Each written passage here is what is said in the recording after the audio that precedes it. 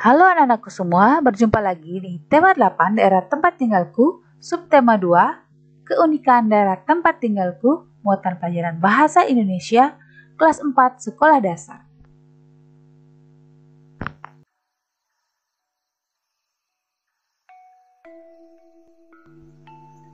Kompetensi dasar yang ingin kita capai hari ini adalah 3.9 mencermati tokoh-tokoh yang terdapat pada teks fiksi, 4.9 menyampaikan hasil identifikasi tokoh-tokoh yang terdapat pada teks fiksi secara lisan, tulisan, dan visual.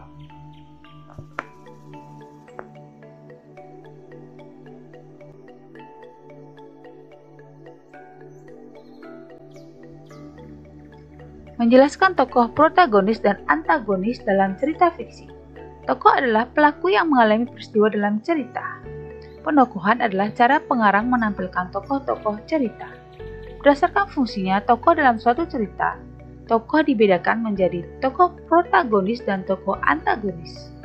Tokoh protagonis adalah tokoh utama dalam suatu cerita atau tokoh yang memiliki sifat baik. Tokoh antagonis adalah tokoh yang menjadi penentang tokoh utama atau tokoh yang memiliki sifat tidak baik.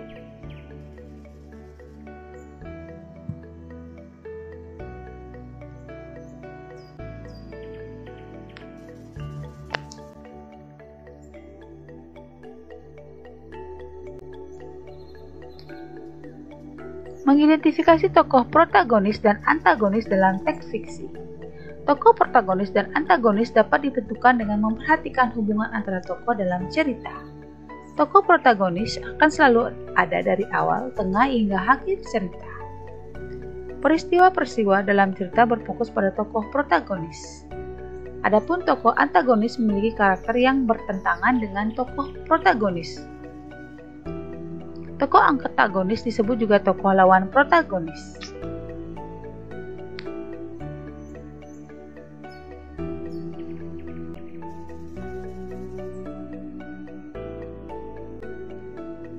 Sebagai contoh, ayo simaklah cerita berikut.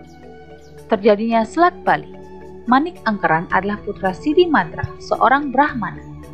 Manik Angkeran dan ayahnya tinggal di kerajaan Daha Bali saat Pulau Bali belum terpisah dengan Pulau Jawa. Manik Angkeran suka sekali menghambur-hamburkan harta orang tuanya. Berulang kali Sidi Mandra menasihati anaknya, namun Manik Angkeran tidak mau mendengarkan nasihat ayahnya.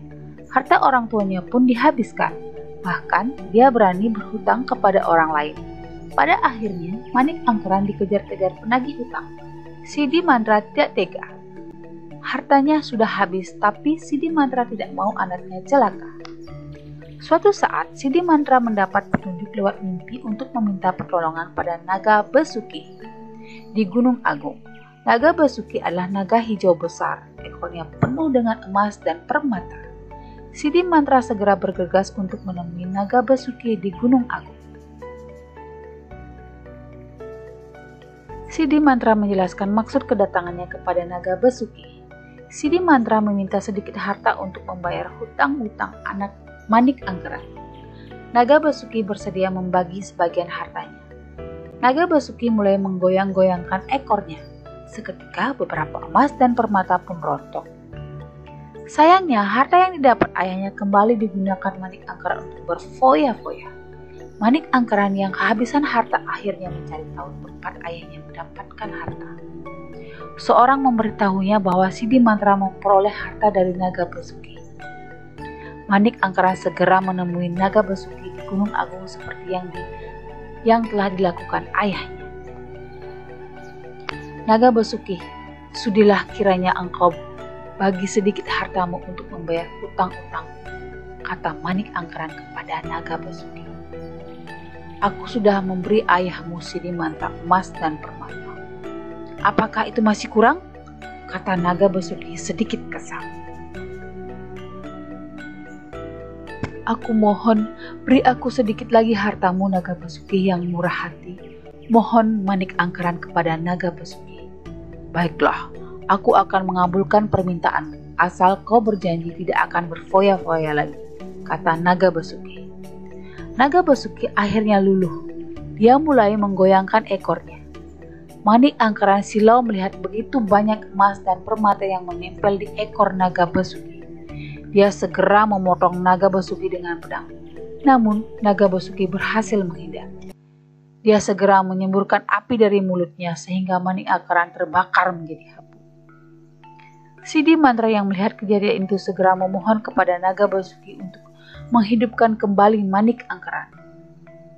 Wahai naga Basuki, sudahkah kau menghidupkan kembali anakku Manik Angkeran? Beri dia kesempatan untuk memperbaiki diri. Mohon Sidi Mantra. Aku akan menghidupkan Manik Angkeran lagi, tapi dengan satu syarat. Manik Angkeran tidak boleh pulang bersamamu. Dia harus tinggal bersamaku dan menjadi muridku.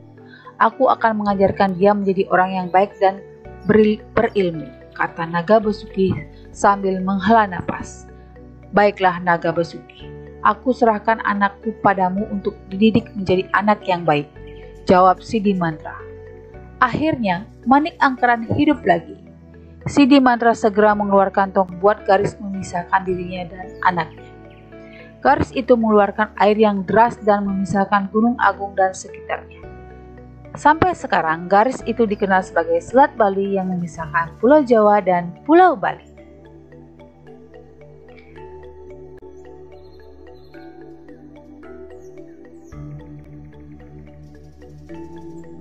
Nah anak-anak, kita sudah menyimak cerita Selat Bali. Sekarang kita dapat menentukan tokoh protagonis dan antagonis dalam cerita tersebut. Sebutkan tokoh-tokoh yang terdapat dalam cerita yang berjudul Terjadinya Selat Bali. Tokoh-tokohnya adalah Empu Sidi Mantra, Manik Angkeran, dan Naga Basuki. Tulislah tokoh antagonis dan tokoh protagonis yang terdapat dalam cerita tersebut. Tokoh berwatak antagonis adalah Manik Angkeran sebagai tokoh utama, dan tokoh protagonisnya adalah Empu Sidi Mantra dan Naga Basuki.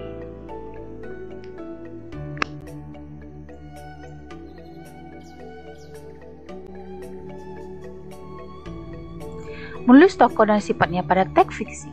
Untuk mengetahui sifat tokoh, kamu harus membaca cerita fiksi tersebut secara berulang-ulang dan memahami jalan ceritanya. Selain itu, kamu dapat mengetahuinya dengan menjawab pertanyaan yang berkaitan dengan watak atau tokoh tersebut.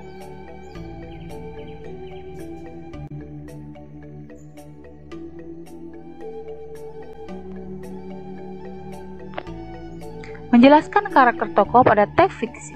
Sebuah cerita dapat kita nikmati ketika kita mengenal tokoh cerita serta memahami jalan cerita dari awal cerita hingga akhir cerita. Cara untuk memahami sebuah cerita dapat dilakukan dengan membagi cerita menjadi bagian awal, bagian tengah, dan bagian akhir cerita secara tepat. Lalu kita harus mencari kalimat atau kata kunci dari cerita tersebut. Apabila sudah menemukan kalimat atau kata kunci, maka kita akan lebih mudah menyimak isi cerita. Cerita dengan tokoh tunggal lebih mudah dipahaminya karena kita hanya fokus pada jalan cerita tanpa harus mengingat banyak tokoh.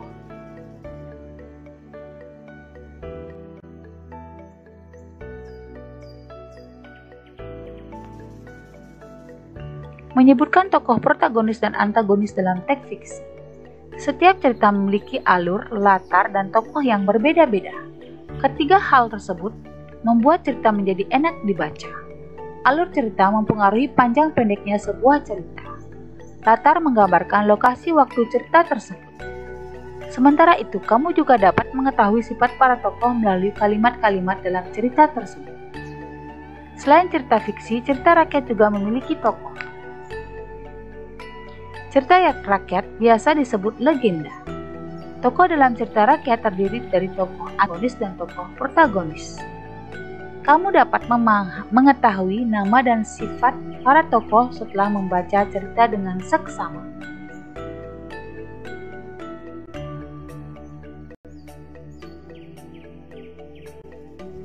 Sebagai latihan, ayo kalian baca dengan seksama cerita berikut yang berjudul Cadara. Kalian baca dengan seksama.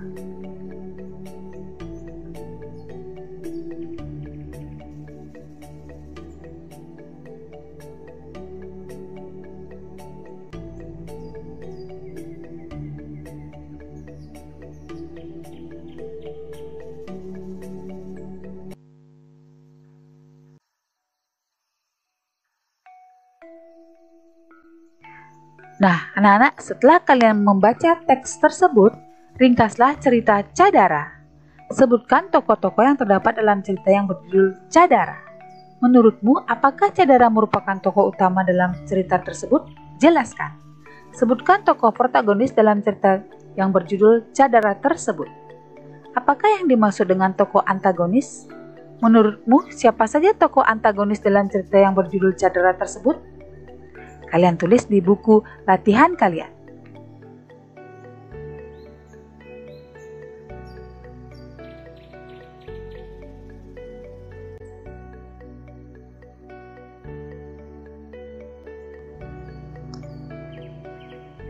Menjelaskan hasil identifikasi jenis dan tokoh-tokoh dalam teks fiksi atau fabel. Fabel merupakan cerita fiksi yang tokoh utamanya adalah hewan yang mampu berbicara dan bertingkah seperti manusia. Dalam fabel, sifat-sifat manusia digambarkan oleh sifat-sifat hewan tertentu. Fabel memiliki jalan cerita yang sama seperti kehidupan manusia. Beberapa hewan dipilih untuk memiliki sifat tertentu, misalnya kancil melambangkan kecerdikan. Serigala menggambarkan keserakahan. Burung elang menggambarkan kegagahan. Harimau menggambarkan kekuatan dan kesombongan. Semut menggambarkan sikap kerjasama.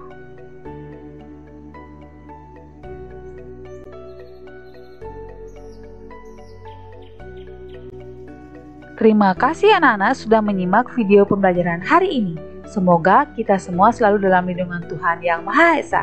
Sampai jumpa lagi di tema berikutnya.